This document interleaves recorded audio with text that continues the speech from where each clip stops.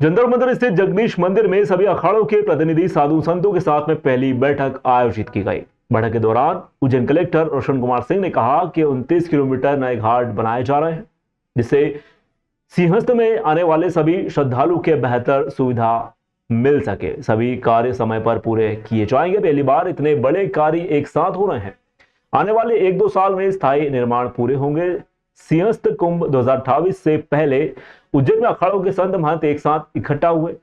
इन्होंने अधिकारियों के साथ में बैठक कर सिंहस्थ में होने वाले कार्यों को लेकर चर्चा की। इस दौरान उज्जैन कलेक्टर रोशन कुमार सिंह, मेला अधिकारी आशीष सिंह, निगम आयुक्त आशीष पाठक, विकास प्राधिकरण सीईओ संदीप सोनी, एसपी प्रदीप शर्मा सहित अन्य अधिकारी के साथ में स्थानीय अखाड़ा परिषद के अध्यक्ष रामेश्वर दास, भगवान दास के साथ में बड़ी संख्या में अन्य संत भी शामिल हुए। कार्यक्रम के बाद महंत रामेश्वर दास जी ने कहा कि अधिकारियों से आज चर्चाएं हुई हैं। कई कार्यों के बारे में उन्होंने बताया और 14 मुद्दों पर हमने उन्हें ज्ञापन भी सौंपा। इस बार कुंभ भव्य होगा और ऐसा पहले कहीं नहीं हुआ होगा। करीब 30,000 करोड़ के काम मंजूर हो चुके हैं। इतनी बड़ी संख्या में घाट बनाए जा रहे हैं, ऐसे घाट कहीं भी नहीं बने। स्थायी कुंभ सिटी का निर्माण भी हो रहा है, विश्व स्तरीय निर्माण हो रहा है। इसमें रोड, ब्रिज के साथ साथ अन्य कार्य भी किए जा रहे हैं। कुंभ नगरी से संतों व आम लोगों के साथ में किसानों को भी फायदा होगा। कि सभी संतों का आशीर्वाद लेके सिंहस्थ 2028 का कार्य प्रगति पर हो और अच्छे काम करें।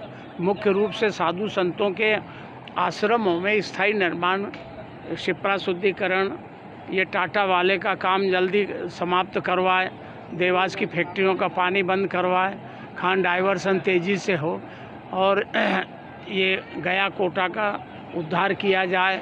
इस तरह के मुद्दे 14 मुद्दे हमने बताए हैं। तो मेला अधिकारी जी ने कहा कि हम अक्सर इसमें पूरा काम करवाएंगे और बहुत ही अच्छे सुझाव हैं।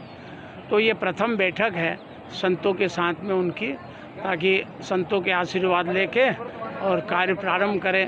अभी जैसे 30 किलोमीटर घाट बनना है, तो इतनी जल्दी बन जाएंगे? आप ये बताइए कि वर्षा काल में 2 साल में 4-4 महीने तो वर्षा ऋतु के 8 महीने तो वैसे ही चले जाएंगे, बाकी इतना कोई बहुत कम समय बचा है। इसलिए इस कार्य को मुख्य रूप से जो जल्दी कार्य प्रारंभ करना चाहिए।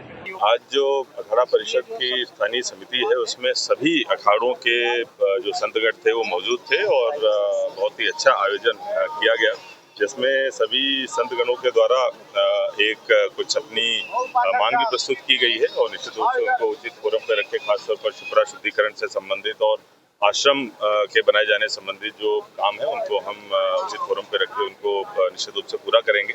हमारी तरफ से जो सिंहस्थ के लिए तैयारियां हो रही हैं उनकी जानकारी भी दी गई। माननीय मुख्यमंत्री जी के नेतृत्व में जिस तरीके से सभी फ्रंट्स पे काम हो रहा है, चाहे रोड कनेक्टिविटी हो, चाहे घाटों की का निर्माण हो, चाहे ब्रिजेज का निर्माण हो या फिर दूसरे जो रेलवे आदि की अधोसंरचना विकसित करने का काम हो, सभी पे काम बहुत तेजी से चल रहा है।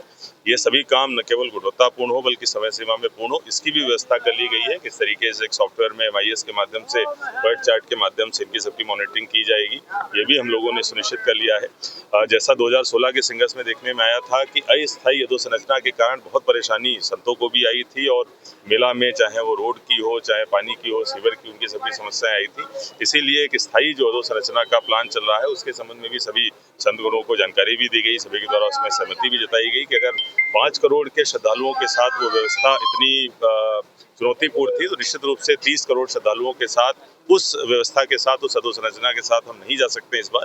इसीलिए स्थायी अधोसंरचना पे काम बहुत आवश्यक है और इससे किसानों को भी जो फायदा होगा कि सभी की जो भूमियां हैं अभी जो रोड से अंदर की तरफ है, 80-90% किसानों की सभी भूमियां कम से कम 18 मीटर रोड के किनारे आ जाएंगी, तो उससे सभी को बहुत फायदा होगा और मेला तो अच्छा होगा ही, प्लस उज्जैन की अर्थव्यवस्था को भी एक बहुत ऊंची छलांग लगेगी।